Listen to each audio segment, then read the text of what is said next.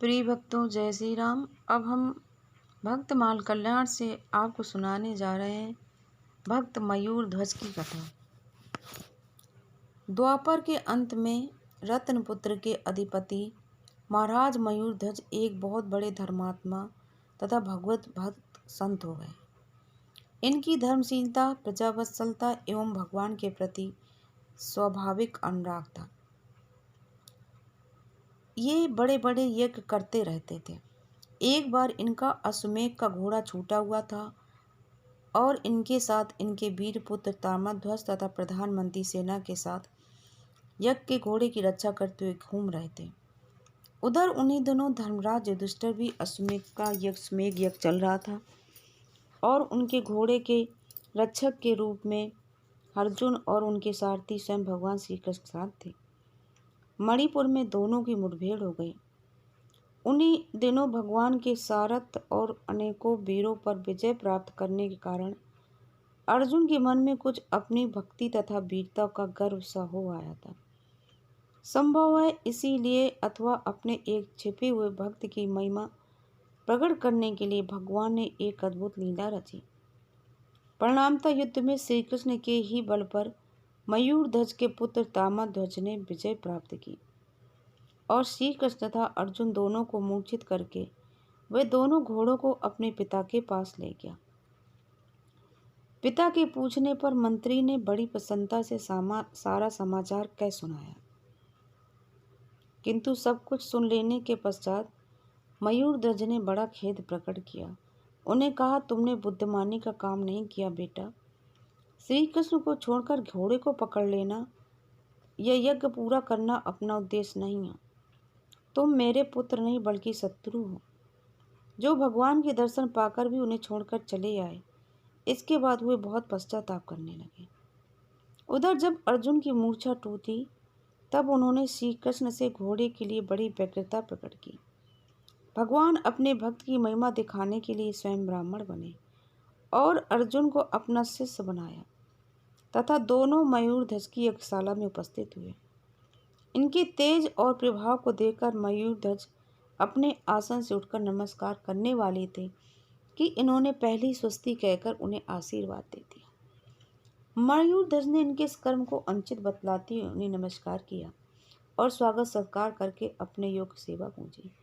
ब्राह्मण वेशधारी भगवान ने अपनी इच्छित वस्तु लेने की प्रतिज्ञा कराकर बतलाया कि मैं अपने पुत्र के साथ इधर जा रहा था कि मार्ग में एक सिंह मिला और उसने मेरे पुत्र को खाना चाहा। मैंने पुत्र के बदले अपने को देना चाहा, पर उसने स्वीकार नहीं किया। बहुत अनुनय विनय करने पर उसने ये स्वीकार कर लिया कि राजा मयूर ध्वज पूर्ण प्रसन्नता के साथ अपनी स्त्री और पुत्र के द्वारा अपने आधे शरीर को आरे से चिरवा कर मुझे दे दें तो मैं तुम्हारे पुत्र को छोड़ सकता हूँ। राजा ने बड़ी प्रसन्नता के साथ यह बात स्वीकार कर ली। उन्हें ऐसा मालूम हुआ कि इस बेश में स्वयं भगवान ही मेरे सामने उपस्थित है। ये बात सुनते ही संपूर्ण सदस्यों में हलचल मच गई। साध्वी रानी ने अपने को उनका दाहिना हाथ आधा शरीर बताकर देना चाहा, पर भगवान ने दाहिने अंश की आवश्यकता बतलाई। पुत्र ने भी अपने को पिता की प्रतिमूर्ति बताकर सिंह का ग्रास बनने की इच्छा प्रकट की, पर भगवान ने उसके द्वारा चीरे जाने की बात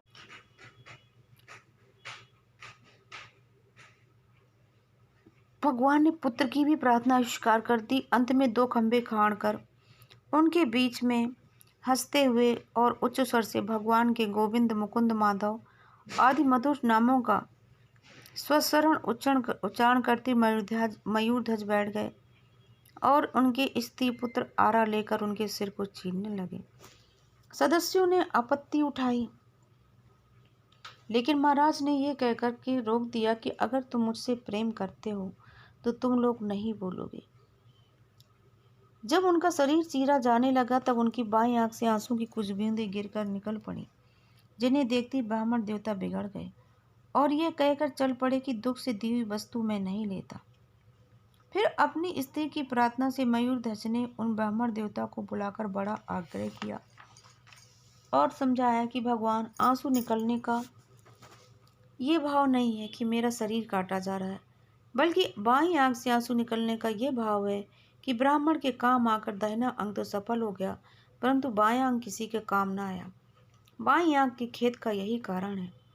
अपने परम प्रिय भक्त मयूरध्वज का यह विशुद्ध भाव देखकर भगवान ने अपने आप को प्रकट कर दिया। शंख चक्र गदाधारी चतुर्भुज पीताम्बर पहने हुए मयूर मुकुटी प्रभु ने अभय दान देते हुए उनके शरीर का स्पर्श किया, और स्पर्श पाते ही मयूरध्वज का शरीर पहले की अपेक्षा अधिक सुंदर, हष्ट-पुष्ट एवं बलिष्ठ हो गया। वे भगवान के चरणों पर गिरकर स्तुति करने लगे।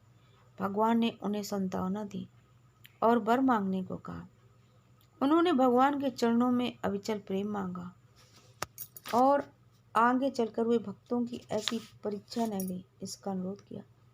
भगवान ने बड़े प्रेम से उनकी अभिलाषा पूर्ण की और स्वयं अपने सिर पर कठोरता का लांछन लेकर भी अपने भक्त की महिमा बढ़ाई।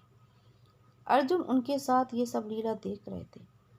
उन्होंने मयूरध्वज के चरणों पर गिरकर अपने गर्व की बात कही और वत्सल भगवान को इस लीला का रहस्य, अपने घमंड को चूर करना बतलाया। अंत में 3 दिनों तक उनका आतिथ्य स्वीकार करने के पश्चात घोड़ा लेकर अर्जुन और कृष्ण भगवान चले गए और मयूरध्वज निरंतर भगवान के प्रेम में छके रहने लगे। बोलिए प्रिय भक्तों, जय श्री कृष्णा।